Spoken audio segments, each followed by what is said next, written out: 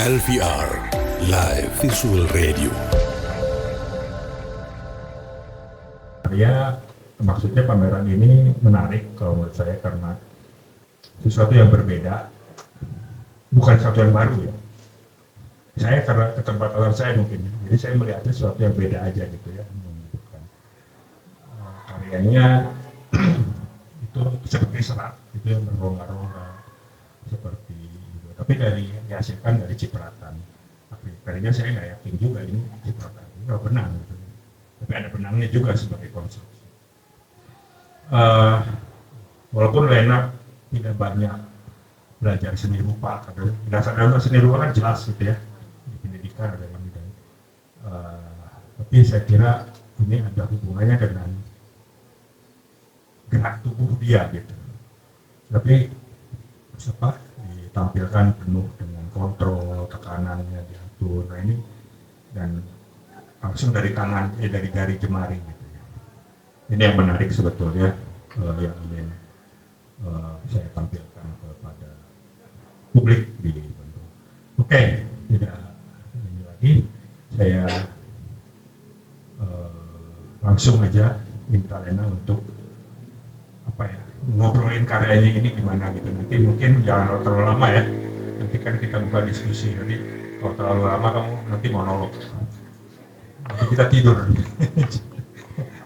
Ini ada ahli juga, seorang ahli seni yang juga doktor di ITB. Ya, teman saya seangkatan, Ibu Irma Damayani. Maafkan, Ibu Irma Damayanti yang saya kira bisa mengamati, bisa menanggapi apa yang ada di pameran dan juga di dalam nanti apa yang dibicarakan Lena. Jadi bisa sinerginya, kita bisa dapatkan hal-hal yang menarik dari situ. Silakan, Lena. Assalamualaikum warahmatullahi wabarakatuh. Terima kasih untuk yang hadir di sini. Dan juga terima kasih untuk Kang Goro yang sudah memfasilitasi, juga Ibu Irma. Kita berkenal Ibu ya.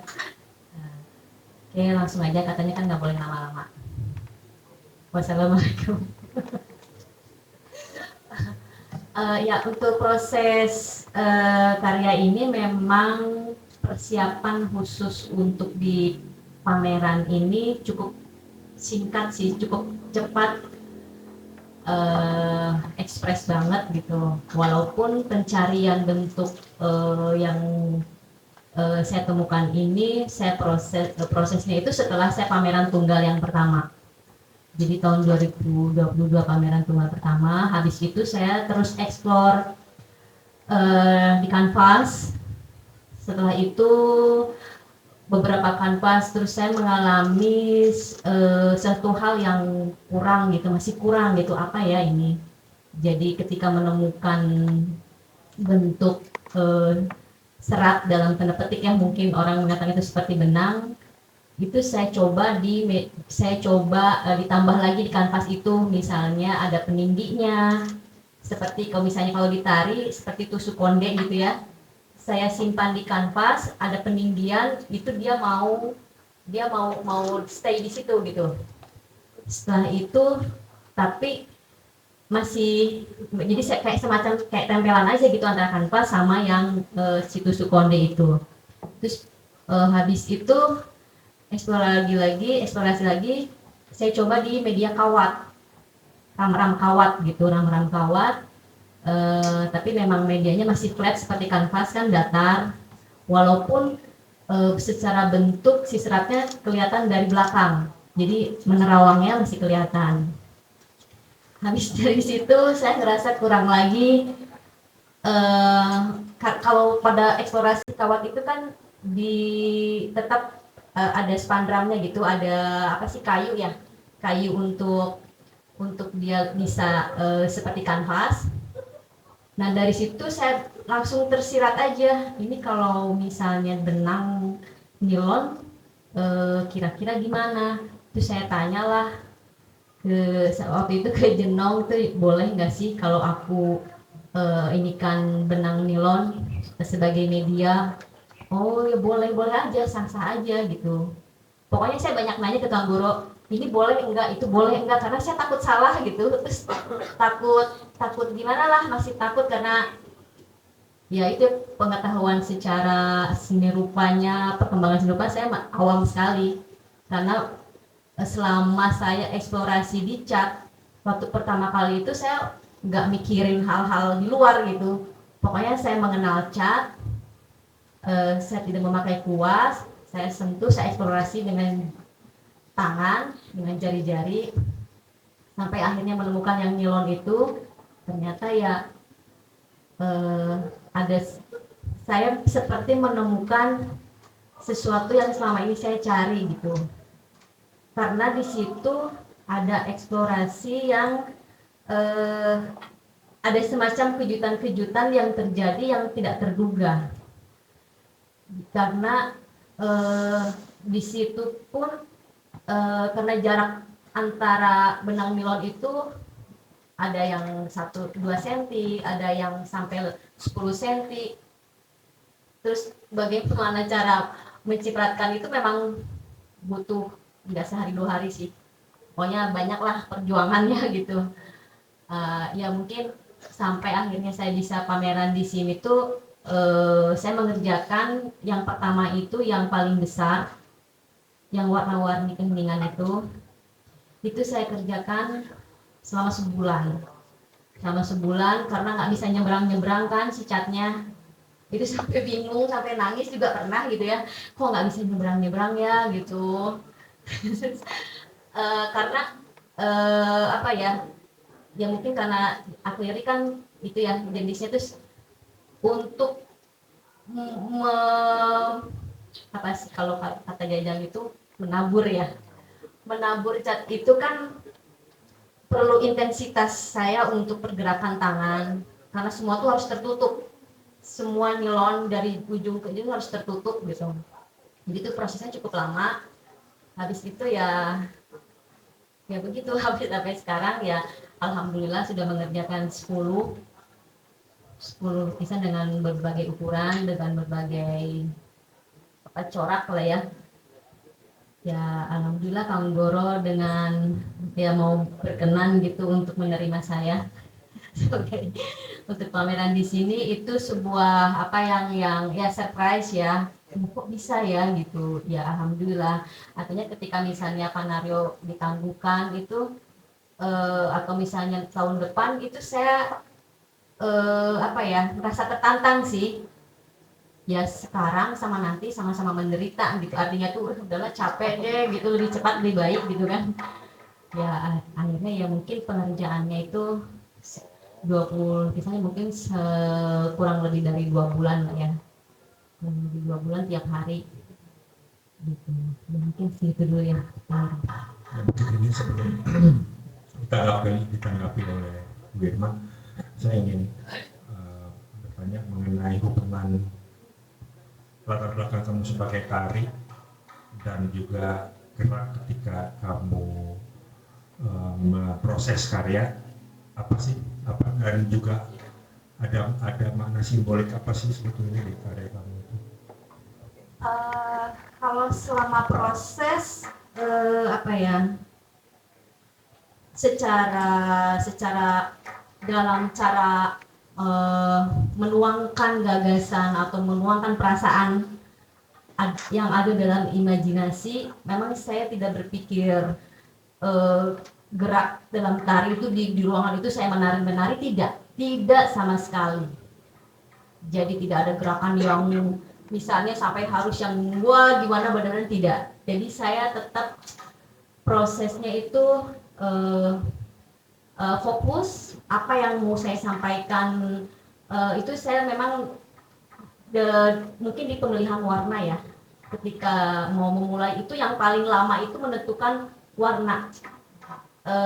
Sekarang itu saya pengen warna apa ya, itu benar-benar fokus gitu. Jadi kayaknya saya sekarang tuh pengen warna ini, warna ini. Jadi warna. Terus memang jadi tidak ada gerakan yang seperti nari, cuman saya lebih fokus lebih pada intensitas, bagaimana saya menabur itu dengan mangkuk ya, dengan yang ada di situ gitu, seperti tutup Tupperware yang itu sebagai media bantunya itu. Jadi memang, dan itu memang secara nggak sadar kali ya, memang intensitas itu memang harus dibentuk begitu aja gitu.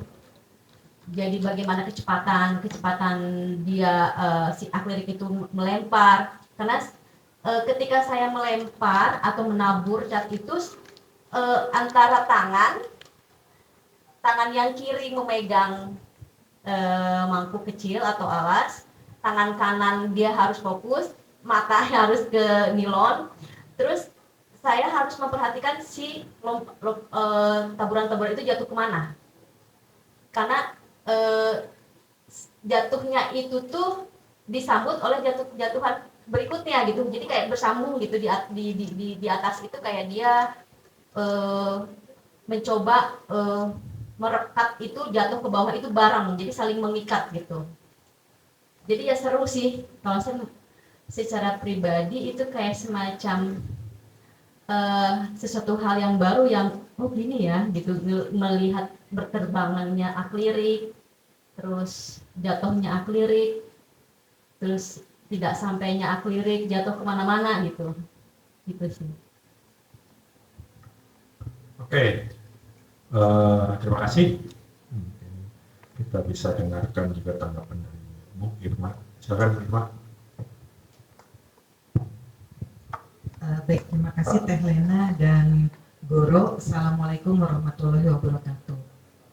Ya, sebelumnya saya mengucapkan juga terima kasih sudah diberikan kesempatan untuk mengapresiasi karya Teh Lena, kemudian juga mencoba menanggapi apa yang sudah dibuat atau diciptakan oleh Teh Lena. Mungkin saya berangkat dari latar belakang keilmuan saya dahulu. Jadi karena kompetensi saya di bidang psikologi seni dan kreativitas, saya mau membahas dulu karya Teh Lena dari sudut kreativitas. Terus terang berhadapan langsung dengan karya Teh Lena itu tadi yang menarik gitu. Karena tadinya saya berpikir karya lukis nih gitu ya. Terutama kan karena kalau kita lihat di e-katalog itu kesannya 2 dimensi kan, datar. Tapi masuk ke ruangan itu tiba-tiba saya tersadarkan, loh ternyata ada shadow ya, ada bayangan gitu yang terefleksikan karena ada cahaya yang jatuh ke atas permukaan karya Teh Lena. Dan itu tuh menciptakan menurut saya ruang gitu, cara pembacaan yang baru. Jadi hal pertama yang saya apresiasi dari karya Teh Lena, saya ngelihatnya bukan sebagai lukisan gitu, tapi sebagai sebuah objek seni yang kemudian punya unsur ruang, tidak semata-mata datar gitu, jadi menciptakan impresi yang baru. Dan yang saya rasakan pertama kali awalnya waktu saya lihat selintas di katalog, ini kayaknya formalis deh gitu ya, ini kayaknya formalis deh, bicara bentuk sebagai bentuk gitu ya, bicara art for the sake of art gitu kan. Tapi kemudian waktu saya masuk, saya tiba-tiba merasa ini tuh menarik loh, karena karya ini tiba-tiba mencairkan tegangan antara 2 kutub dalam teori kreativitas. Kalau orang bicara tentang teori kreativitas, mereka selalu mempertentangkan dari oposisi biner. Proses kreatif itu kalau nggak sadar, tidak sadar gitu kan ya. Kalau nggak logik, pasti emosional. Kalau tidak predictable dan sistematis, pasti unpredictable gitu kan. Seolah-olah 2 itu tuh beneran ujung ke ujung yang tidak mungkin bersatu gitu. Tapi kalau saya dengarkan penjelasan Goro, Teh Lena, baca di e-katalog, saya tiba-tiba sadar di karya ini sebetulnya antara predictable, unpredictable, antara conscious, unconscious, rasional, emosional, sistematis, karena kan mempertimbangkan eksplorasi itu pasti sistematis kan, artinya mempelajari dari yang sebelumnya secara sadar, tapi kemudian juga ekspresi ada di situ. saya malah merasa karya Teh Lena ini contoh yang baik buat saya untuk menjelaskan tentang intuisi. Kalau di barat kayak Bergson sama Croce, ini jejak-jejak dosen jadi mengutip. Kalau di barat orang tuh ngomong intuisi, oh intuisi itu pengalaman menyatu dengan objek gitu. Jadi kalau misalnya saya mau melukis harimau, saya coba perdalam seperti apa harimau itu, cara berjalannya dan seterusnya, baru saya melukiskan untuk grade soul-nya gitu, jiwanya. Tapi saya merasa intuisi itu lebih dekat dengan apa yang disampaikan oleh guru kita, Pak Primadita Brani. Intuisi itu adalah ketika rasio, raga, dan rasa kita tuh udah menyatu gitu. Bukan berarti proses kreatif itu harus sepenuhnya sadar atau sepenuhnya tidak sadar, tapi antara rasional, irasional, yang terencana dan tidak terencana sebetulnya berkolaborasi di situ. Jadi menurut saya intuisi itu yang terjadi pada proses kreatif Teh Lena itu buat saya adalah ketika antara rasio, raga, dan rasa itu sudah menyatu. Di waktu tertentu mungkin ada pertimbangan-pertimbangan kayak tadi ya, kawat itu kayaknya nggak oke deh ya, strukturnya terlalu rigid dan teratur, kurang ada wadah untuk ekspresi gitu, sehingga kemudian digali. Nah, dalam intuisi memang sensitivitas itu yang akhirnya bekerja. Kapan saya harus berhenti, kapan saya harus mencoba, bagaimana saya harus mengontrol supaya taburan cat itu bisa menutupi nilon dan seterusnya. Kemudian juga yang menarik adalah, tadi saya bilangnya ke Goro, saya nggak bisa bilang ini lukisan deh kayaknya ya gitu.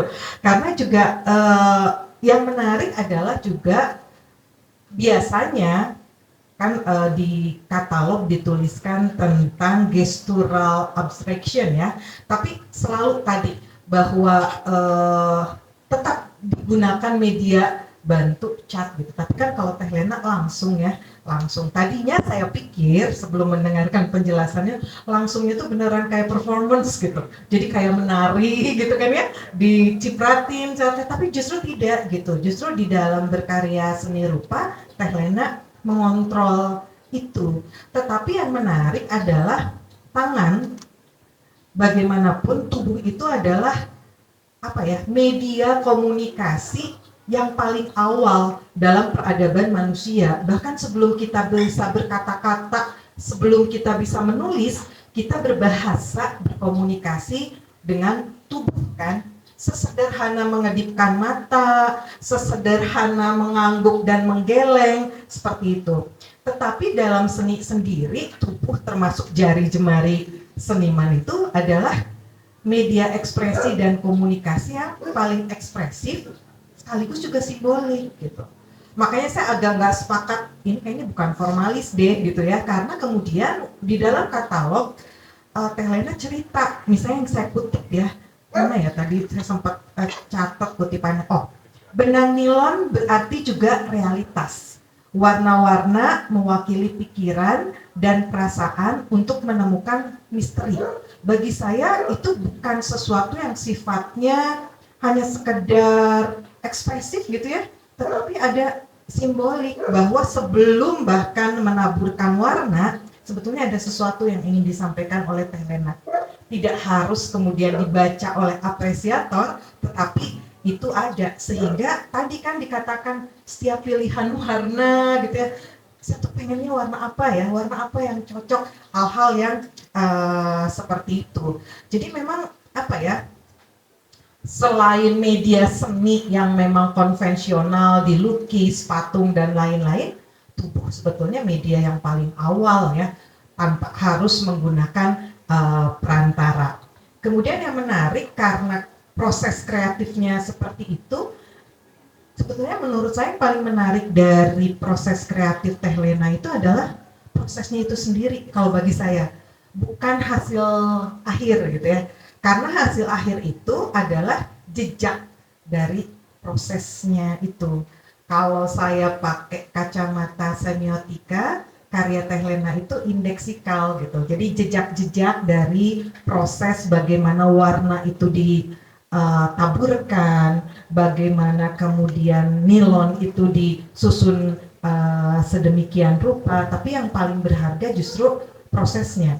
Karena proses itu yang paling berharga, menurut saya salah satu yang menarik dari karya Teh Lena, apalagi dengan latar belakang bukan seni rupa ya, seni tari. Walaupun saya percaya apapun bentuk seninya pasti rasa estetik itu ada gitu ya, intuisi ke arah estetika itu pasti ada.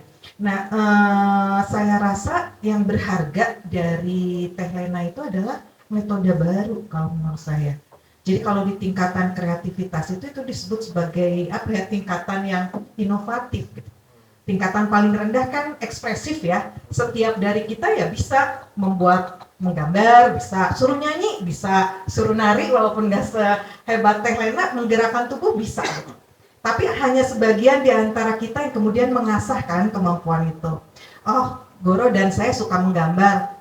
Mau masuk seni rupa, oke lah kita latihan menggambar. Teh Lena punya kemampuan olah gerak yang oke, kemudian memperdalam itu secara teknik ya. Nah itu kan dari tingkat ekspresif naik ke tingkat produktif.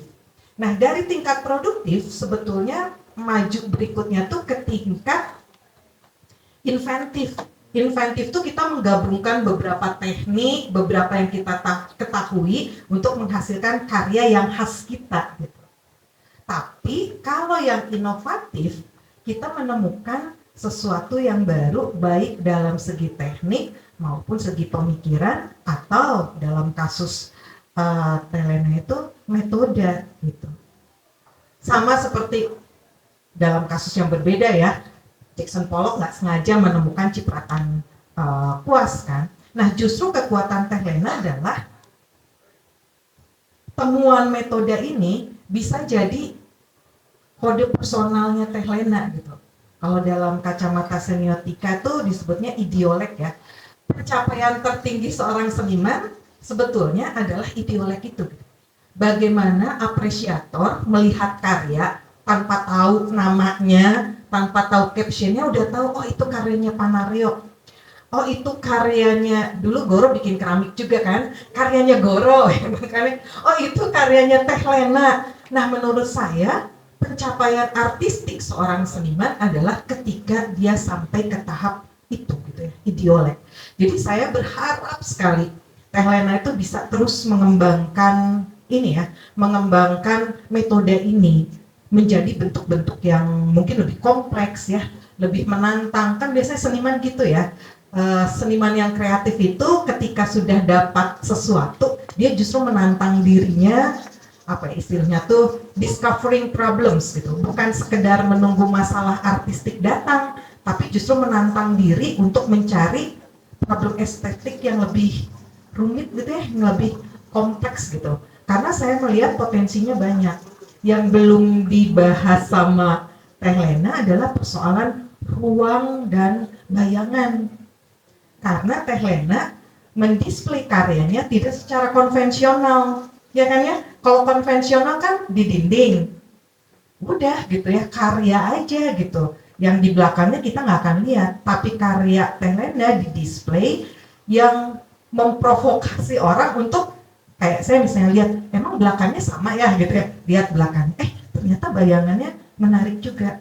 Nah kalau sekarang itu belum jadi pertimbangan pada saat penciptaan, saya rasa itu tantangan ke depan Teh Lena ya, dan saya rasa itu yang akan jadi idiolek itu, kode personal yang membedakan Teh Lena dari seniman lainnya gitu. Nah itu menurut saya sangat-sangat menarik. Jadi di karya Teh Lena itu sebetulnya ada persoalan bayangan, karya itu tidak lagi datar tetapi meruang gitu ya. Dan mungkin kalau saya lihat jejak sebagai penarinya terlepas dari kuratornya Goro ya, tapi jejak penari itu kan antara penari itu pintar menguasai ruang ya. Artinya melihat segala sesuatu tuh dalam konteks spasial atau keruangan. Saya rasa itu juga jadi nilai tambah ya. Jadi bagi saya sih tidak harus memisahkan saya sebagai penari, saya bukan penari, masa Teh Lena sebagai penari dengan Teh Lena sebagai perumpa gitu. Dua hal itu menurut saya justru bisa saling memperkuat. Jadi kalau yang saya lihat dari pameran ini, yang berharga adalah metodenya itu. Gitu. Metodenya itu akan jadi idioleknya Teh Lena. Nanti eksplorasinya bisa lebih beragam. Gitu ya. Mungkin suatu hari ada juga orang yang mempelajari metode yang sama, tapi di mana-mana juga follower nggak pernah bisa melampaui orang pertama atau pelopornya. Nah, saya percaya ini tuh sebetulnya bisa dikembangkan lebih jauh. Kalau Teh Lena tadi cerita masih agak ragu-ragu gitu ya, takut salah, nggak ada yang perlu ditakuti gitu. Justru terobosan-terobosan baru ini gitu ya. Apalagi sekarang kita udah nggak terlalu rigid membicarakan batas-batas seni dan bukan seni gitu ya. Bahkan siapapun selama kemudian punya kemampuan gitu ya, menguasai tekniknya, punya pemahaman yang baik, bisa menyampaikan konsepnya, apapun latar belakangnya, siapapun bisa jadi seniman ya. Picasso aja bilang, dulu waktu kita kecil kita semua seniman. Kenapa setelah besar kita kok jadi susah untuk bergerak, takut salah dan seterusnya gitu. Justru seni itu menurut saya memberi peluang untuk Teh Lena eksplor seluruh kemampuan Teh Lena. Saya rasa masih banyak potensi-potensi Teh Lena yang belum tergali nih. Mungkin pameran ini kemudian akan jadi semacam pemicu ya, pendorong untuk pencapaian-pencapaian berikutnya. Mungkin itu Teh Lena, Goro yang bisa saya sampaikan. Enaknya sih nanti kita bisa diskusi aja. Terima kasih. Sebelum saya lemparkan kepada audiens, saya ingin tanya lagi bukan bertanya, ya ada yang ingin berkomentar. Jadi menurut saya pribadi ya, seperti ini sebetulnya ada hubungannya dengan Lena dengan keperempuanan gitu, sensibilitas. Mungkin bisa dibahas gitu. Oke. Jadi kalau menurut saya kebetulan nilon itu walaupun kalau nggak salah suka dipakai anak-anak laki-laki main layangan ya, tapi kayak benang gitu ya, nilon, sesuatu yang kemudian kesannya seperti lembut gitu ya, tapi sebetulnya kuat gitu ya. Itu tuh sesuatu yang menurut saya sih punya kualitas feminin gitu. Termasuk juga kan tahun 60-an, 70-an, terutama di Eropa dan di Amerika, sebetulnya kan muncul isu-isu tentang kesetaraan ya.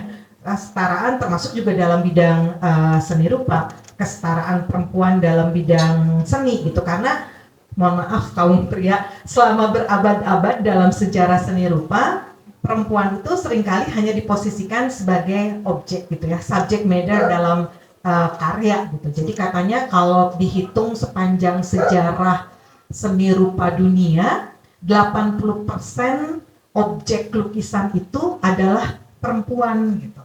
Tapi ketika saya lupa ya, tahun 70-an, Museum of Modern Art di New York mau bikin pameran tentang pencapaian terkini seni rupa modern dunia gitu ya. Justru perempuan yang diundang jumlahnya sedikit sekali gitu. Nah, dewasa ini muncullah perempuan-perempuan yang kemudian menjadikan karya sebagai media untuk menyampaikan pemikiran, gagasan, dan seterusnya, speak up. Tanpa harus bicara tentang feminisme, sebetulnya menurut saya sekarang itu waktu di mana kuasa terhadap tubuh itu memang ada di perempuan itu sendiri gitu. Jadi dia tidak lagi sebagai objek tetapi sebagai subjek gitu. Nah di tangan Teh Lena kan sebetulnya juga dibilang feminin nggak terlalu gitu ya, kecuali mungkin di warna ya, nuansanya masih terasa. Tetapi justru menurut saya si nilon ini menarik. Media ini gitu, medium ini ya, karena dia tuh kayak fragile tapi ternyata kuat ya menahan ini gitu. Jadi saya nggak tahu itu dirasakan atau tidak, tapi buat saya itu juga sebuah simbol gitu, sesuatu yang kita rasa lembut, lemah gitu ya. Dan kaitannya kan kalau benang seperti itu kan kegiatan menenun itu kan perempuan ya, tapi di sini dia muncul sebagai sebuah potensi baru gitu. Bukan sebagai bahan tenunan gitu ya, tapi sebagai karya itu sendiri gitu, kurang lebih sih seperti itu. Baik, terima kasih. Mari kita buka audiens untuk berkomentar tentang apa yang dibicarakan, atau yang diungkapkan, atau apa yang dilihat oleh di galeri. Silakan, mungkin kita bisa mendengarkan beberapa pemikiran baru gitu dari setelah diungkapkan oleh Bu Irma dan Lena sendiri. Maka silakan, siapa yang kira-kira ingin Mas Nawa, silakan, jangan jauh-jauh, ini naik bus ya. Mas Nawa Tunggal, silakan. Ya, pakai ini biasa. Ini direkam. Outlook, makasih. Ya, selamat buat Teh Lena ya. Saya mengenal cukup lama dulu waktu pentas di Galeri Nasional menari di ketinggian itu 15 tahun yang lalu, sudah cukup lama ya. Tetapi saya tidak mengetahui sisi personal, sisi pribadi ketika melahirkan karya-karya seperti ini ya. Saya tuh malah justru teringat netnya Yayo Kusama ya. Dia mengekspresikan kesan masa kecil dia terhadap mungkin pumpkin di ladang kakeknya, lihat yang ada di balik permukaan kulit itu, atau ketika dia dimasukkan ke les sanggar melukis dan di situ harus melukis dengan teknik yang lazim, misalnya menggambar bunga, digambar bunga seperti itu. Kemudian Yayo Kusama ini menyasar ke bagian yang paling detail, yaitu putik benang sarinya dan sebagainya gitu ya. Dan itu membuat dia diprotes sama kedua orang tuanya, disuruh gambar begini misalnya kayak gitu. Lalu ada perlawanan, dia minggat ke New York berbekal kimono sutra 60-an atau berapa waktu itu, saya pernah nulis soal itu. Lalu sisi personalnya bisa terlihat nih, ada perlawanan nih si Yayo ini, dan ungkapannya menjadi awal-awalnya itu kayak net streaming gitu, ada sesuatu yang menembus, ada sesuatu yang menghalangi, garis-garis dan sebagainya. Lalu tadi saya sebelum kesini saya pikir tadi coba lagi ya. Saya menikmati cukup lama di atas. Ini sebetulnya apa ya yang ingin disampaikan oleh Teh Lena gitu ya. Ya barangkali itu pertanyaan saya sekarang ya kan, kalau ya mungkin ada sisi-sisi personal masa kecil, ada sisi personal ketika beranjak remaja dewasa, apa yang terekspresikan lewat karya itu. Terima kasih. Terima kasih Mas Nawa. Masih ada yang ingin menanggapi? Kalau tidak, mungkin bisa ditanggapi apa? Oh ya, akan Anton. Baik, terima kasih karena ini pameran kedua tahun yang lalu saya lihat pamerannya Teh Lena waktu di YPK itu memang sama kayak Guru Resi. Oh ini ya, kenal namanya udah lama banget, cuman di galeri kita juga udah suka tampil gitu ya, terus bikin karya. Ini ada kecenderungan ciprat cat work di kanvas gitu, itu agak stereotype sebenarnya, dan kita juga terus ini ngapain ya, terus apakah memang dulu juga ada aspek gestural yang mau dihadirkan, dan saya lihat sih sebenarnya di karya yang ini ada kelihatan ada effort lebih, ada seperti memang kalau tadi disampaikan memang ada satu challenge yang dibikin untuk menghadirkan lagi karyanya tuh biar lebih matang gitu, biar nggak cuma sekedar abstrakan aja gitu ya. Dan ini juga yang tadi dilihat di sini, apakah memang kesadaran meruang termasuk si efek bayangan yang muncul itu juga memang bagian dari satu kesadaran memang dari awal, atau kemudian pada saat mengisi, oh ya kayaknya lucu juga nih dihadirkan gitu. Soalnya memang di karya-karya ini sama seperti yang tadi Bu Irma sampaikan juga, memang ada seperti apa ya, seperti pintu, kayaknya kita diajak, oh ini kayaknya memang karya formalis banget nih gitu. Dia ngomongin material gitu, ngomongin aspek-aspek formal aja gitu, terus tapi di sisi lain juga dia menawarkan perspektif yang lain. Dan ini yang saya rasa juga memang betul Bu Irma, ada potensinya sangat besar. Dan ini tantangannya kerasa pada saat bikin yang di kanvas itu kayaknya dulu lebih cepat dan lebih gampang kayaknya. Kalau di sini secara proses gitu ya kelihatan lebih lama. Jadi controllingnya tuh memang kalau nari tarian apa gitu ya yang jadi lambat gitu ya. Jawa. Kayak tari bedoyo gitu ya. Kalau yang dulu mah kan wah sat-sat aja gitu. Nah ini mungkin ada pengalaman estetik yang berbeda yang dialami oleh Telena sebagai perupa yang bikin karya-karya di sini, apalagi punya basic sebagai penari yang pengalaman gesturalnya itu kayaknya banyak. Dan ini saya lihat potensinya sangat besar karena aspek ruang yang bisa dibangun itu jauh lebih besar. Karena saya lihat hambatannya itu kenapa masih pakai spanram, ada frame itu gitu. Jadi itu kayak jadi jebakan gitu, masih tetap ingin seperti ada di seni rupa gitu, ada bingkai itu gitu, padahal dia punya potensi yang banyak, cuma memang effortnya pasti akan lebih besar karena pada saat nggak ada bingkai gitu ya, ini jadi tantangan gitu. Cuma saya sih agak terganggunya itu sebenarnya gitu, ini ada potensi yang besar yang sangat mungkin untuk dieksplorasi lagi gitu. Dan pertimbangannya kenapa ada itu, walaupun teknis ya kayaknya mungkin harus ngiketin si ujung nilon itu supaya bisa ngebentang gitu kan, tapi ini kayaknya jadi tantangan, atau memang punya satu gagasan tertentu juga memang ingin disampaikan gitu di luar aspek formal gitu, walaupun potensinya juga itu sama-sama gede juga gitu, karena untuk malah material kayak gini walaupun nggak baru amat gitu, tapi jadi satu tawaran yang lain dalam proses bikin karya gitu. Itu aja, terima kasih. Teman-teman, baik kita berikan kesempatan untuk Telena, kemudian mungkin nanti Bu Irma bisa melanjutkan. Semoga.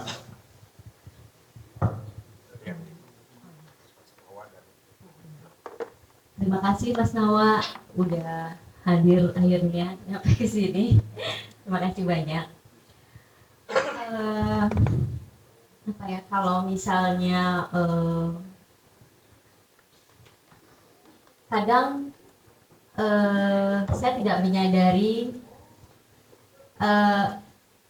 mengapa saya akhirnya terjun di media baru untuk mengekspresikan diri gitu. Jadi hal-hal yang mungkin apa ya, kalau saya ngerasa kalau di proses untuk melukis itu lebih intim dengan diri saya ketika saya mengekspresikan sesuatu, dan saya bisa merasakan langsung, saya bisa berdialog langsung dengan apa yang saya lakukan. Itu lebih apa ya, lebih kayak ada dialog gitu, lebih ada yang lebih sangat private banget gitu ya. Jadi lebih menemukan kepuasan yang lebih, yang mungkin kalau ditari itu saya memuaskan orang lain ya, dalam tanda petik tuh memuaskan audiens, walaupun sebenarnya juga dalam mengekspresikan sesuatu hal itu memang tetap lahir dari inner ya maksudnya. Cuman kalau dalam proses melukis ini saya menemukan yang lebih yang mungkin tidak bisa saya jelaskan lagi gitu, kenapa ya gitu. Dan kalau misalnya untuk sampai penemuan ini pun nggak tahu ya, mungkin nggak salah Mas Lalu tuh latar belakang masa lalu apa gimana gitu ya tadi ya. Jadi Masa kecil, apakah tersangkut sarang laba-laba gitu?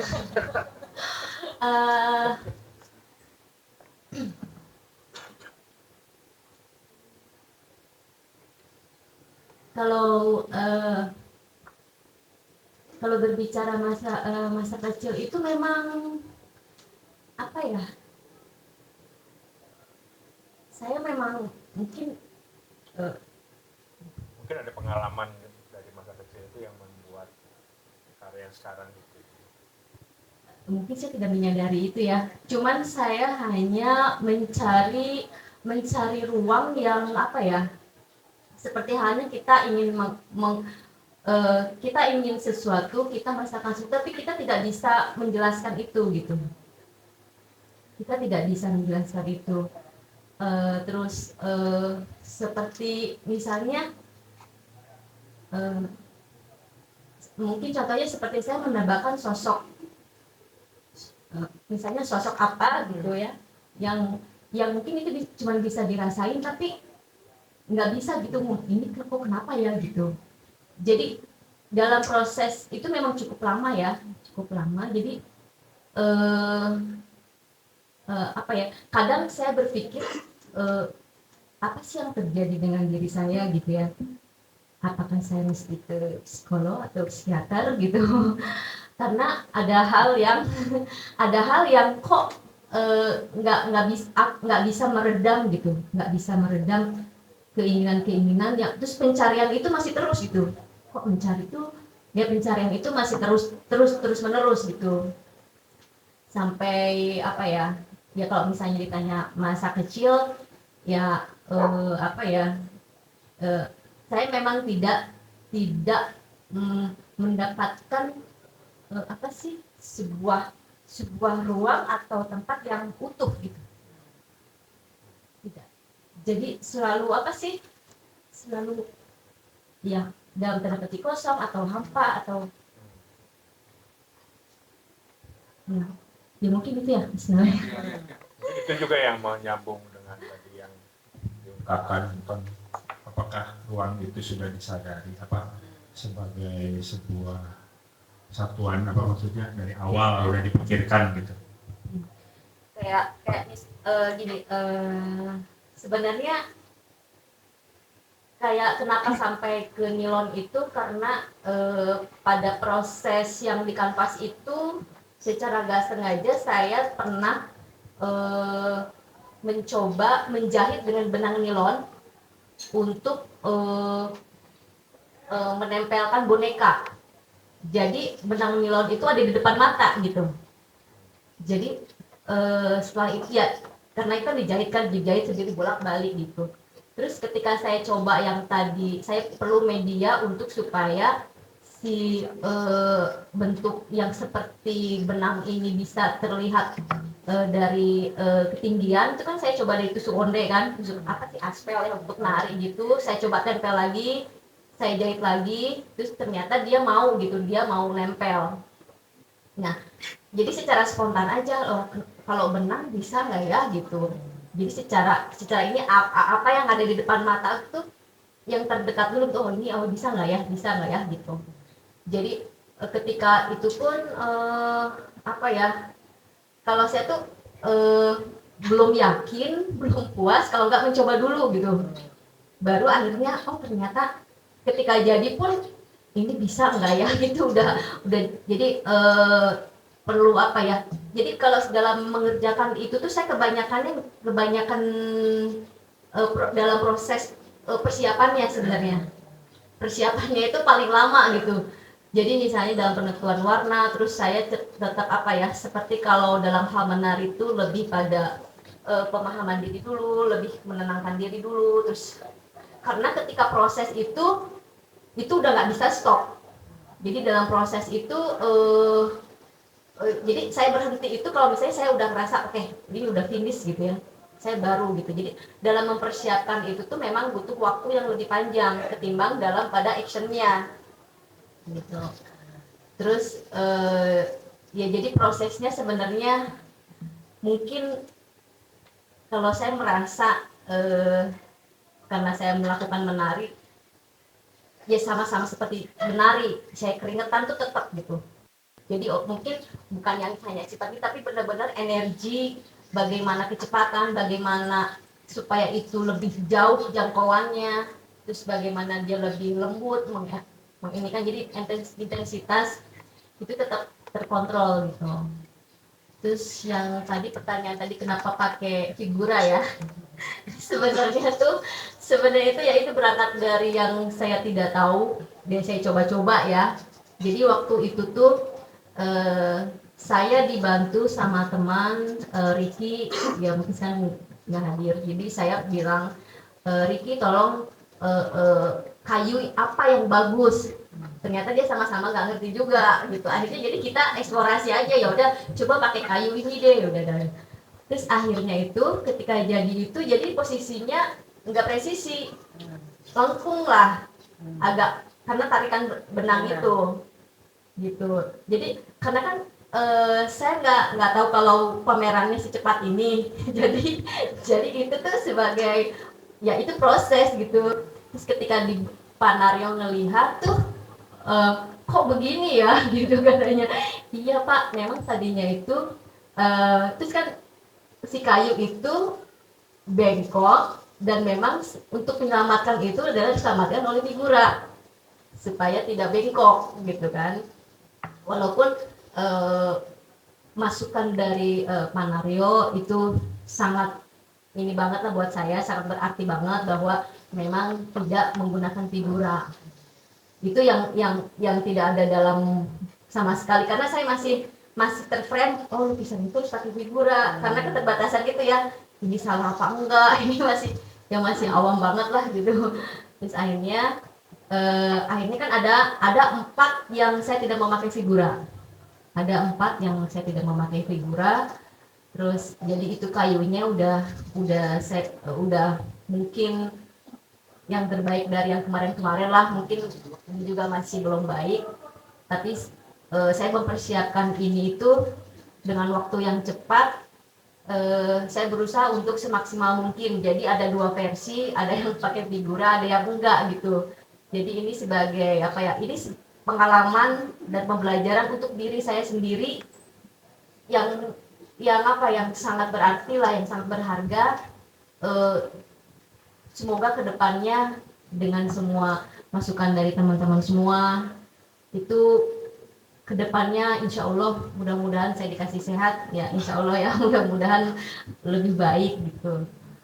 Terus ya sebenarnya tuh kalau ya karena saya keterbatasan bahwa itu harus pakai figura ya, jadi sebenarnya memang bagus tidak pakai figura, karena kalau yang sudah saya bikin tanpa figura itu kan dia sampai ke pinggir-pinggir kan, seratnya itu dia sampai menutupi gitu. Nah jadi sebenarnya ini yang jadi kepuasannya itu lain gitu. Jadi saya pengen ya memang untuk kedepannya ya sepertinya tanpa figura mungkin gitu. Oke, Bu Irma ada ingin menambahkan? Sedikit saja, mungkin juga bukan menjawab ya, tapi saya tertarik sama elaborasinya Mas Nawa gitu ya. Kalau saya nangkepnya jadi kayak gini, Mbak Lena, bisa nggak gitu ya karya ini kemudian berbicara sesuatu yang tidak hanya metode dan teknik gitu. Bisa nggak judul Titian Tubir, kalau boleh saya tanya, judul Titian Tubir itu lahirnya dari kurator atau dari seniman gitu ya? Bisa nggak si judul ini kemudian kita jadikan clue gitu ya, atau pintu masuk atau jangkar untuk masuk ke sesuatu yang tidak fisikal gitu, tapi konsep atau pemikiran dari Mbak Lena terhadap karya ini? Kayaknya saya nambah pusing ya, bukan menjawab, karena menurut saya menarik gitu, karena kan kalau bagi saya karya seni itu selalu jadi daya tarik ketika kita tuh kalau sekali nggak ngelihat karya seni terus kayaknya ada yang kurang deh gitu ya, atau kita tuh selalu merasa tiba-tiba full gitu ya ketika pulang dari sebuah pameran karena saya merasa dapat sesuatu gitu.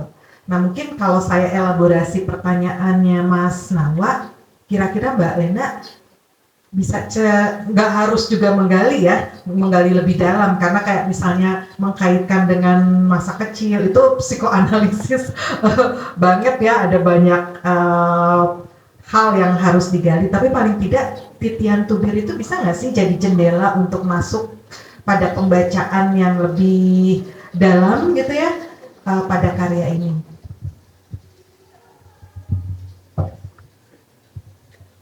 Ya insya Allah.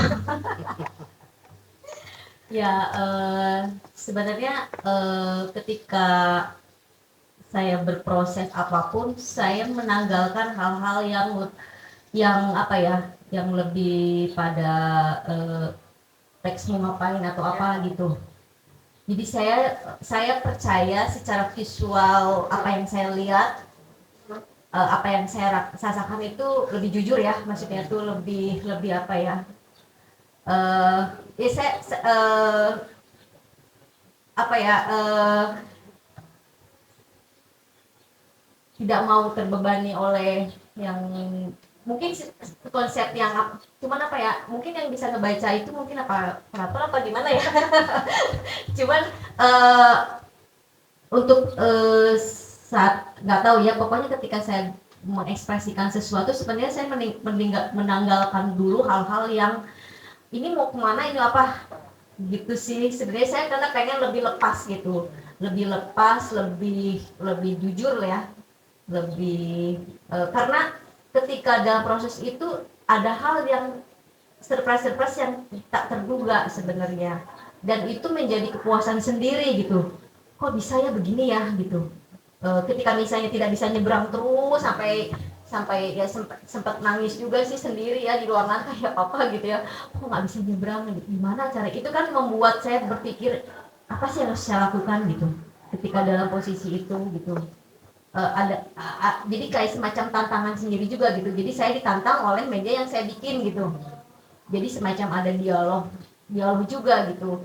Ketika ini media yang saya buat, permasalahannya seperti dibikin sendiri atau apa, selesaikan sendiri gitu kan. Jadi ada tantangan, ada kepuasan sendiri ketika itu bisa teratasi gitu. Ternyata pengalaman itu ya memang kita harus ngalamin langsung gitu. Ya, mungkin sedikit menambahi ya.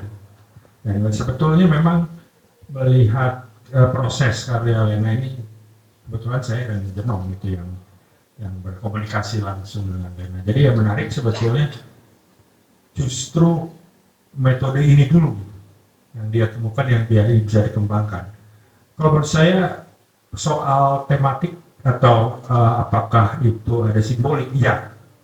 Tapi simbolik itu tadi seperti yang Lena kemukakan bahwa simbolik itu tidak terbaca gitu ya. Karena memang gestural tadi ya. Seperti abstrak ekspresionis juga dibaca tidak ada apa ya, di Jackson Pollock itu berharga karena sejarawan Greenberg gitu ya, Hal Rosenberg yang menjelaskan itu. Tapi dia sendiri mungkin emosional atau apalah gitu ya, gestural juga. Saya kira tadi betul, makanya Lena tidak, saya juga dan Jenong tidak apakah harus ada tema. Tadinya coba cari-cari penari gitu, tapi kalau menurut saya ini juga nggak penting gitu, karena metodenya juga yang dia coba itu bisa mengembangkan sesuatu yang menarik. Saya kira waktu itu saya membiarkan itu gitu. Kami membiarkan itu, Lena bereksplorasi terus gitu. Saya kira itu dalam arti dalam perjalanan seni rupa abstrak juga kebanyakan seperti itu. Jadi dan juga saya kira ini juga ada performatifnya gitu ya. Walaupun di dalam studio gitu ya. Performativitas itu juga sebuah wacana tubuh yang kemudian bisa digali terus-terusan gitu ya oleh seorang seniman atau seorang penari khususnya, atau performance art gitu ya. Gutai itu menggunakan kayak gitu. Jadi dia karya itu sendiri sudah ada konten simbolik dari situ. Walaupun kita tidak harus membaca jernih ini temanya apa. Nanti justru betul Lena itu tracknya benar, karena kalau menurut saya kalau dia dibebani oleh ini harus ada simbolik mengenai apa, dia akan terkungkung oleh citra gitu ya, citraan dalam pikirannya yang kemudian harus dibentuk. Kalau menurut saya salah satu keistimewaan seni rupa modern abstrak gitu, itu juga pengembangan itu. Makanya saya tidak uh, menarik karena seni rupa abstrak itu ternyata masih punya harapan dari teknik ini gitu, dengan metode ini, dengan apa, ada kebaruan, ada keberbedaan karena ini seorang penari, artinya dia tidak punya beban dalam sejarah seni rupa nya gitu ya. Jadi kita, saya dan Jenong itu membiarkan itu. Tadinya kita juga bersepakat, oh mungkin ada tema ini, tapi enggak, saya biarkan aja. Itu yang menurut saya menjadi penting juga di dalam proses ini. Oke, nanti saya cerita banyak. Silakan kalau ada yang ingin menambahi atau berkomentari. Bapak Bang Subarnas ini, Pak, ini seorang komentator, dan saya kira kaliber nasional.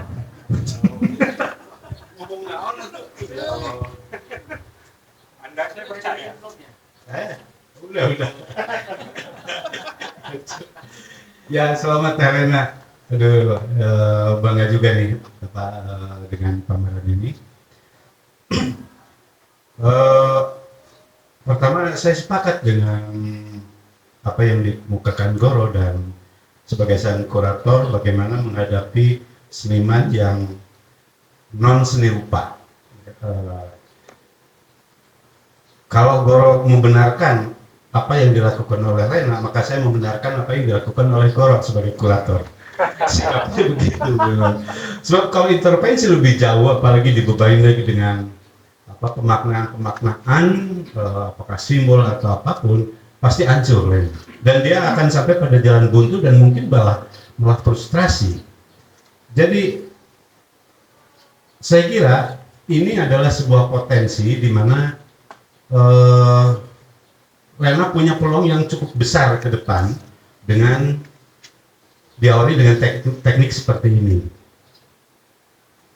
Sementara ini kalau misalnya Teh Lena dengan menggunakan frame segi 4, itu karena tanda petik keawaman di dalam segi rupa memang, sehingga lukisan teh jika kudu segi 4-nya, kudu aya frame-nya, kan mungkin seperti itu gitu. Tapi melepaskan diri dari bidang segi 4 itu menurut saya, paling tidak buat saya ini sebuah harapan besar,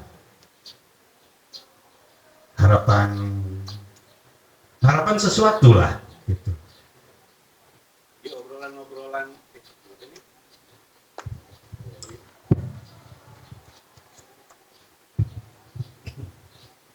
Di obrolan-obrolan grup seniman dan kurator sekarang kan lagi kenceng nih mempertanyakan kembali tentang mazhab Jogja, Bandung, kemudian Jakarta sebagai pusat dan macam-macam.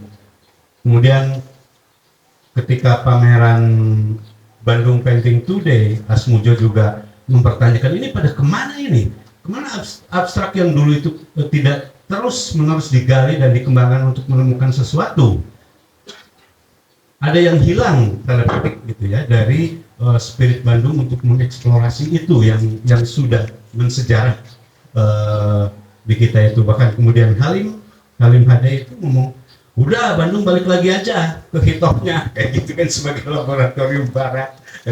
Candaan seperti itu memang itu candaan, tapi menurut saya mungkin kita juga bisa balik lagi ke situ. Dan saya kira abstrak, kalau saya boleh mengatakan, yang dieksplorasi oleh Teh Lena ini barangkali itu adalah salah satu yang bisa kemudian dikembangkan.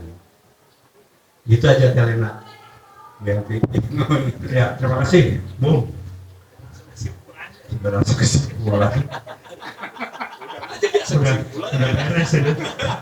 Oke, tapi sebetulnya saya ingin mengundang Kang Agung, karena Kang Agung ini juga yang memperlihatkan saya apa yang Lena potensinya, lalu ngobrol, jadi tukar pikiran dengan Lena bertiga. Silakan Kang Agung, kira-kira apa yang ada di dari sini boleh? Boleh. Baik, selamat sore teman-teman. Saya kira obrolan barusan sangat menarik ya, mengenai pisan, abstraksi, Bandung dan seterusnya. Eh, Cuman saya pengen kalau boleh balik lagi ke tadi yang disinggung oleh Bu Irma tentang identifikasi sebetulnya karya ini itu apa ya? Apakah cukup disebut sebagai objek seni gitu? Yang itu sebenarnya sangat cair dan luas ya. Apakah bisa juga disebut sebagai lukisan karya-karya ini ya?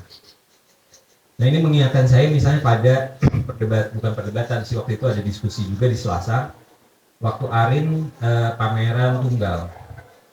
Dan kebetulan yang dieksplorasi oleh Arin idiomnya kurang lebih mirip lah dengan yang ada di sini ya.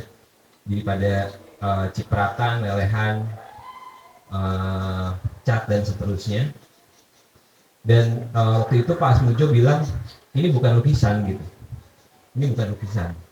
Tapi dia tidak juga menyebutkan ini apa gitu ya. Saya kira di situ mungkin ada kaitannya juga dengan yang tadi disebut oleh Bu Irma. Pertanyaannya memang apakah kita merasa cukup ya mendefinisikan lukisan itu sebagai sejenis ekspresi yang terbatas pada cat dan kanvas gitu ya. Karena kalau kita lihat sejarahnya sebetulnya eksplorasi para pelukis sudah sangat bervariasi, sudah sangat banyak yang dilakukan oleh para pelukis yang juga berangkat dari material, berangkat dari metode juga gitu ya, yang kemudian memperkaya istilah seni lukis itu sendiri. Jadi saya kira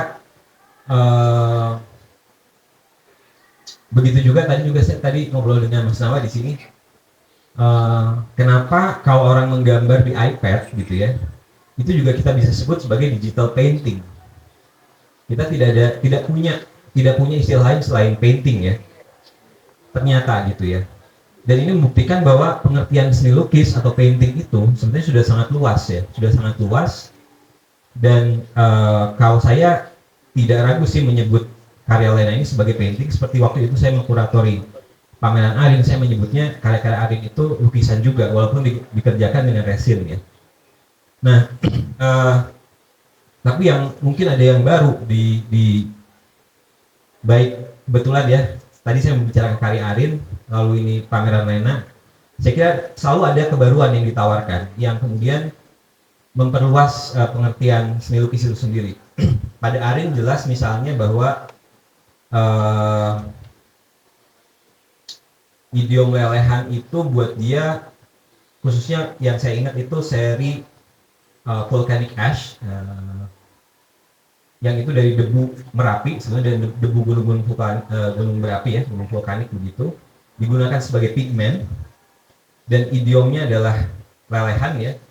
Itu menurut saya sangat menarik untuk membicarakan abu vulkanik yang juga datang ke kita itu dengan turun itu ya, dengan turun gitu. Nah, pada Lena apa? Pada Lena mungkin kebaruannya, saya kira pada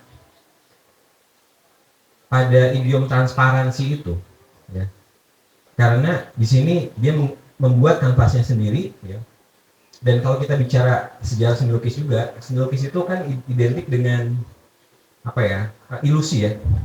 Ilusi kalau kita menghadapi sebuah lukisan pemandangan, lalu di situ ada gunung, kita seperti berhadapan dengan sebuah jendela, ya, di mana kita melihat gunung di situ. Dan itu sangat jelas misalnya ilusi yang ingin dihadirkan oleh pelukis bahwa kita sedang berhadapan dengan gunung yang sebenarnya. Nah, pada karya ini karena transparan, itu yang menarik menurut saya. Ada pengalaman tadi disebutkan Bu Irma juga ya, spasial gitu ya, yang mungkin kalau saya boleh juga memberikan sedikit saran atau kritik, sebenarnya belum tereksplorasi secara maksimal pada pameran ini aspek ruangan itu, karena saya yakin ini kan Lena bekerjanya di rumah ya, jadi mungkin datang ke sini sesekali tidak terlalu mempertimbangkan ruang yang di sini itu akan direspon seperti apa. Tapi transparansi itu menurut saya menarik karena kemudian dia berlawanan dengan sejarah seni lukis yang jendela tadi ya, yang solid gitu, yang kita seperti melihat gambar solid ya, Karena kalau kita berdiri di lukisan Lena itu ruangan di belakang lukisan itu masih bisa kita lihat, ya. Jadi ini bukan ilusi sama sekali, ya. Dan pengalaman berada di ruang yang ambigu seperti itu, apakah ini lukisan, apakah ini kaca, jendela, transparan dan seterusnya, itu yang menarik, ya. Dan ini kan juga mengingatkan saya pada wacana yang lebih baru tentang immersion, tentang sesuatu yang imersif, ya, sesuatu yang kemudian tidak punya batas antara subjek dan objek, gitu, antara kita dan ruang, gitu ya.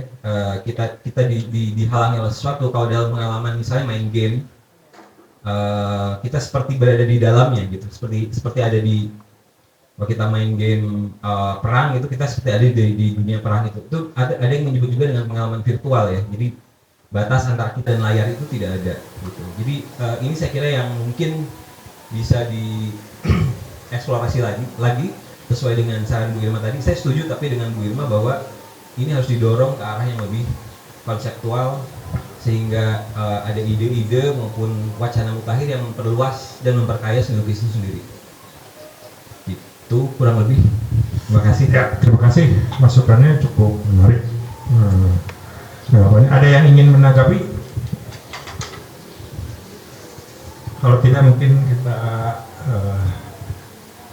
apakah Bu Irma bisa menanggapi apa? Atau ya, masih lama lagi. Ya, dari ketika saya menyimak banyak paparan tadi seperti Mas Goro bilang bahwa ini sebagai lukisan abstrak itu, lalu saya ingin bertanya ke Teh Lena sendiri, apakah ada intensi atau niat khusus untuk membuat sebuah lukisan abstrak dengan metode yang seperti itu?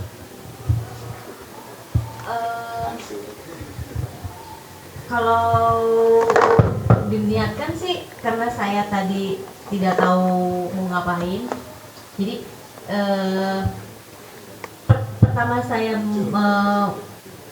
terjun dalam tanda petik coba-coba lah ya atau gimana itu dalam pemilihan warna atau apapun saya blank. Saya tidak tahu warna ini cocok dengan apa, yang bagus ini cocok dengan apa gitu. Terus jadi saya memberanikan diri mencelupkan itu ke dalam cat itu, ya saya mengalami rasanya panas itu, gatel itu dialami juga gitu. Jadi ketika misalnya kalau melukis abstrak memang saya tidak bisa menggambar yang realis, itu memang saya nggak bisa sama sekali karena saya nggak pernah coba. Jadi mungkin saya kebanyakan takutnya ya, takut salah itu selalu yang jadi membuat saya takut salah, nanti bikin ini jadi ini, bikin ini jadi itu. Jadi saya merasa bahwa warna adalah mewakili perasaan. Saya hanya punya itu aja gitu. Jadi ketika misalnya ini warna ini bagus dengan ini kontrasnya dengan ini, nah itu saya malah jadi pusing gitu. Kalau misalnya ini cocoknya dengan ini loh, biar ini. Tapi saya berusaha dalam proses ini selalu percaya pada perasaan saya sendiri gitu. Ketika ini saya mau warna ini saya akan gabungkan dengan warna ini. Jadi dan itu tuh menentukannya tuh cukup lama lah, cukup beberapa menit tuh. Jadi itu kayaknya saya pengen ini nih. Hari ini saya pengen warna ini gitu. Jadi saya berusaha untuk lebih dalam menyetubuhi si cat itu tuh, pengen bener-bener lebih intim lagi gitu. Apa yang saya rasakan ketika saya pengen warna hitam, ketika saya pengen warna merah, itu bener-bener saya pertimbangkan dengan perasaan saya gitu. Jadi saya pengennya ini gitu. Jadi kalau misalnya larinya misalnya ke abstrak atau enggak, karena memang saya tidak secara basic menggambar, apalagi yang realis yang mirip-mirip itu saya nggak bisa. Paling kalau dari SD itu ya paling standarnya pemandangan, gunung itu masih bisa lah gitu, pohon kelapa itu masih bisa. Cuman karena memang saya tidak terbiasa dengan pakai kuas dan saya lebih puas ketika saya menyentuh itu langsung dengan tangan. Itu ada energi yang bisa apa yang saya rasakan dan saya keluarkan tuh lebih. Jadi saya bisa mengkontrolnya itu langsung dari tubuh gitu, dari langsung gitu. Kalau walaupun saya pernah coba puas tuh kok kayak kok gini ya, nggak bisa gitu. Jadi ketika misalnya walaupun selama dalam proses itu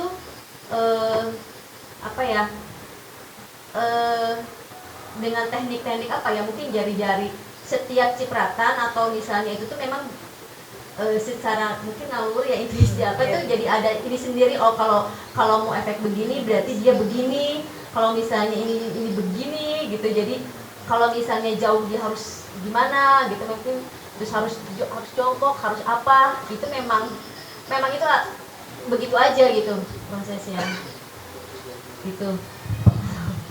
Jadi tubuh bagaimana tubuh itu bisa menggerakkan itu. Menarik itu yang menjadi performatif gitu.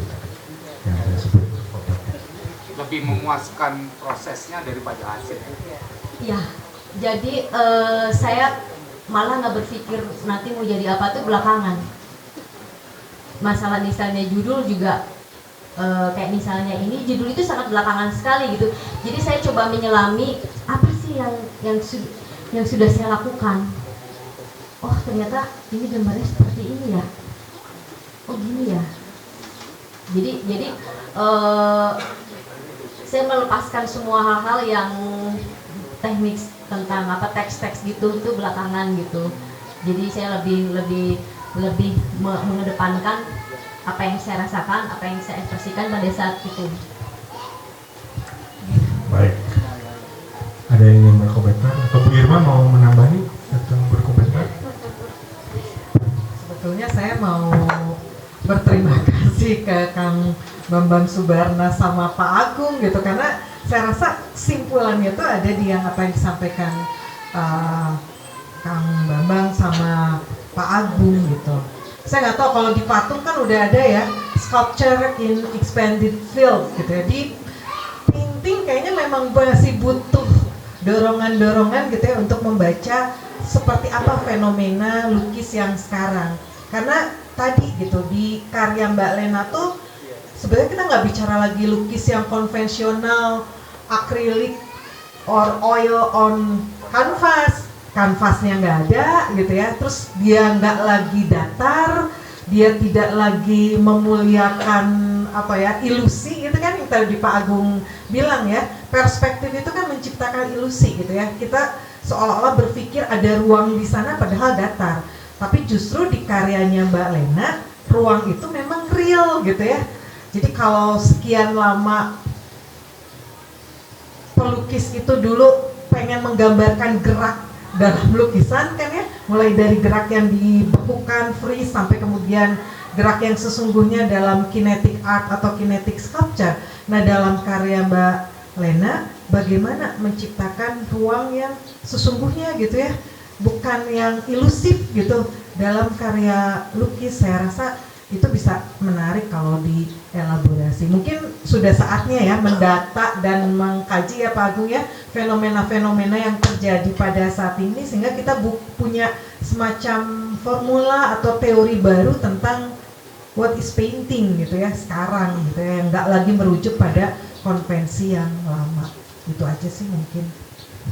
Terima kasih. Boleh saya ingin sebetulnya kalau ada Kang Jajang ini menarik karena Jajang ini kurator Bandung Painting Today. Jadi Painting Today itu ya seperti yang kita lihat di Grace. Saya juga makanya menyentuh sedikit di tulisan saya apa yang dibicarakan oleh kurator di Painting Today. Artinya ini sebuah ada harapan itu, memang harapan itu ada, tapi memang harus eksperimentasi. Tapi mungkin menarik karena Lena ini tadi ahistoris gitu. Itu juga justru keuntungan, karena kalau saya berpikir painting itu pasti literatur tentang painting itu di buku-buku gitu. Tapi Lena enggak gitu. Ini juga menarik. Mungkin saya harus menari gitu.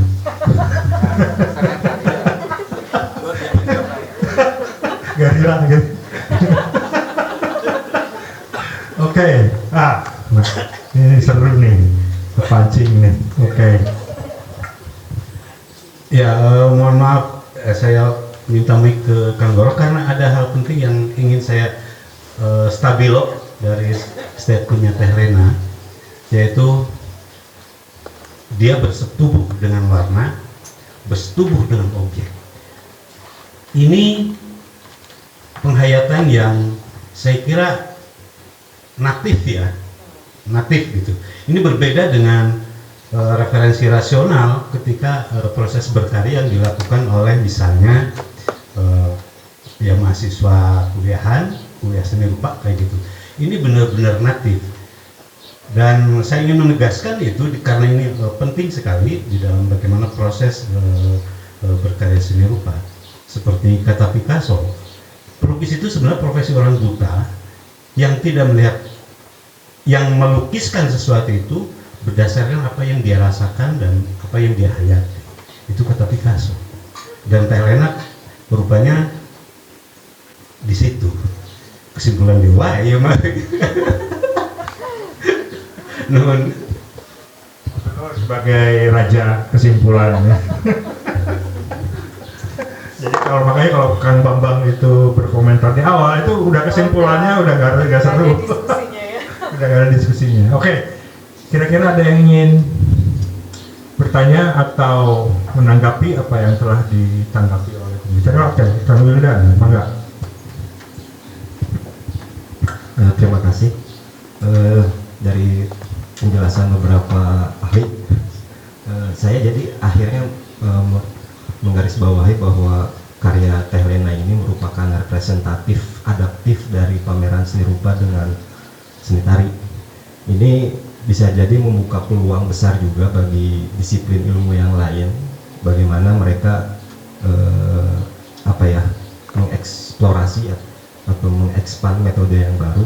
Tadi Bu Irma juga sempat mengunderline tentang yang menarik dari karya Teh Lena itu mengenai pendekatan metodis. Jadi ada jadi secara teori ini ada pendekatan teknikal yang menjadi highlightnya pameran Teh Lena. Tetapi di kacamata seni rupa, jika kita menggali lebih dalam tentang lukisan abstrak, tentu kita harus mempertimbangkan si seniman itu harus memiliki tujuan esensi dari karyanya itu apa. Otomatis pertimbangan dari aspek persepsi, aspek formal, kemudian aspek narasinya perlu dipertimbangkan sehingga konfigurasi atau komposisi bangunan tersebut menjadi kuat dan berdampak bagi audiens atau penikmatnya. Nah, di pameran ini yang terhighlight dari diskusi ini adalah tentang metodenya, sedangkan aspek persepsi dan narasinya itu nggak terhighlight. Mungkin tadi Teh Lena juga menyebutkan bahwa ada hal-hal yang nggak bisa diungkapkan. Mungkin itu jawaban dari semua purpose of art adalah to meet what artist need. Jadi mempertemukan apa yang seniman butuhkan. Bisa jadi katarsis dari Teh Lena itu yang nggak terekspos sama audiens atau publik seni penikmatnya. Tapi dari tadi kita berkutat di ranah metodis gitu. Yang ingin saya tanyakan ke Teh Lena pada khususnya karena latar belakangnya di disiplin seni tari, mana yang lebih sulit untuk mengekspresikan sebuah gagasan dengan gestural kah, dengan gestur atau dengan bahasa rupa? Karena ini kan dua-duanya sama-sama purpose of art, mengekspresikan gagasan itu. Bedanya ketika gestur itu dia bersifat jujur, orang lain sebagai penikmat tarian Teh Lena dia bisa menikmati atau bisa menangkap apa esensi dari seniman tari, dibandingkan dengan bahasa rupa atau karya lukisan akan jauh lebih sulit untuk membaca tujuan dari senimannya.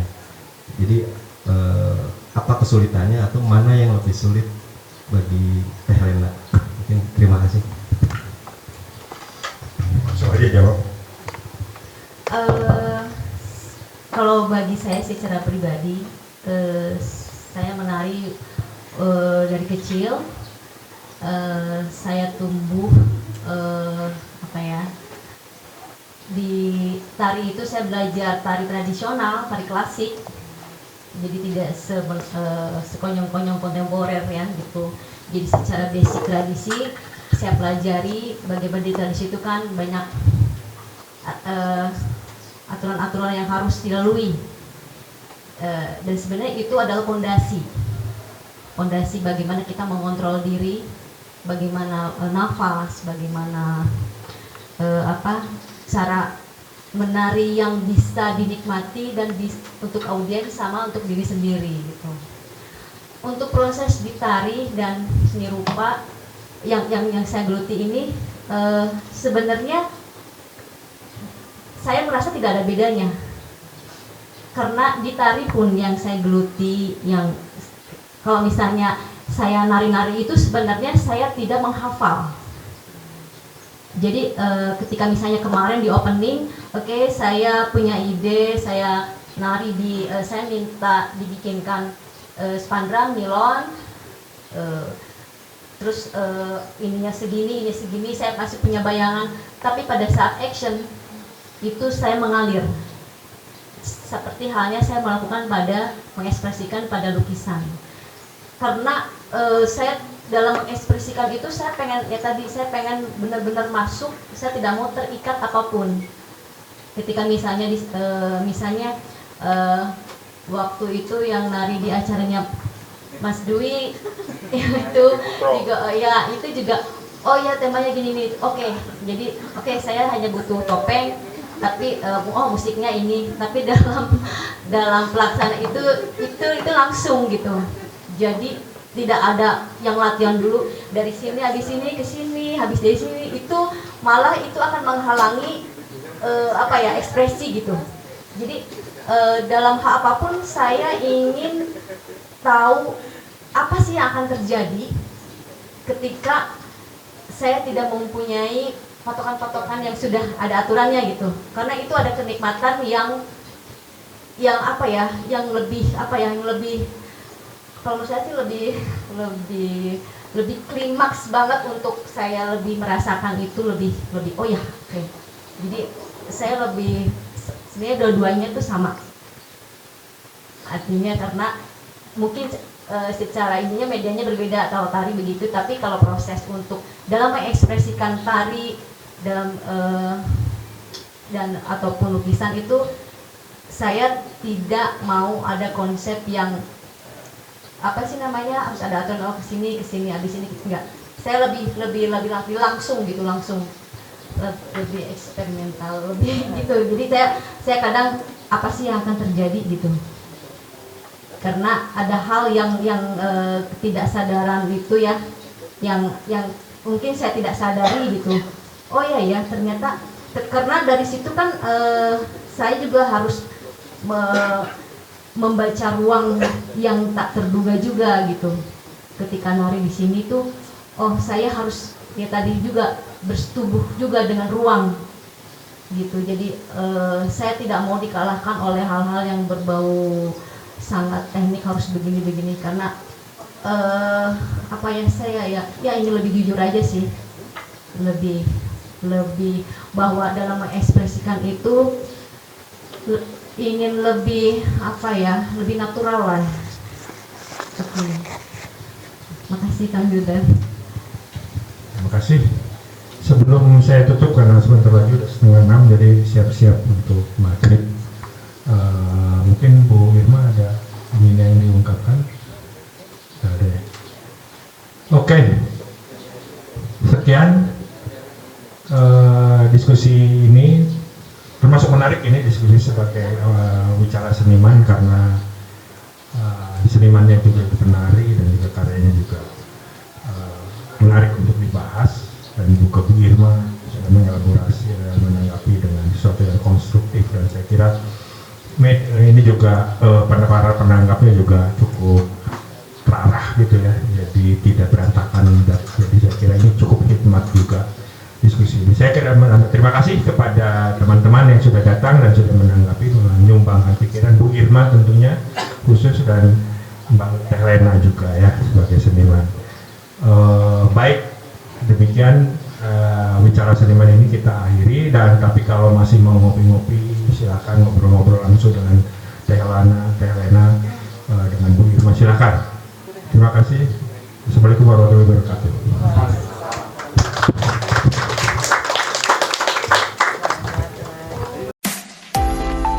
LVR Live Visual Radio.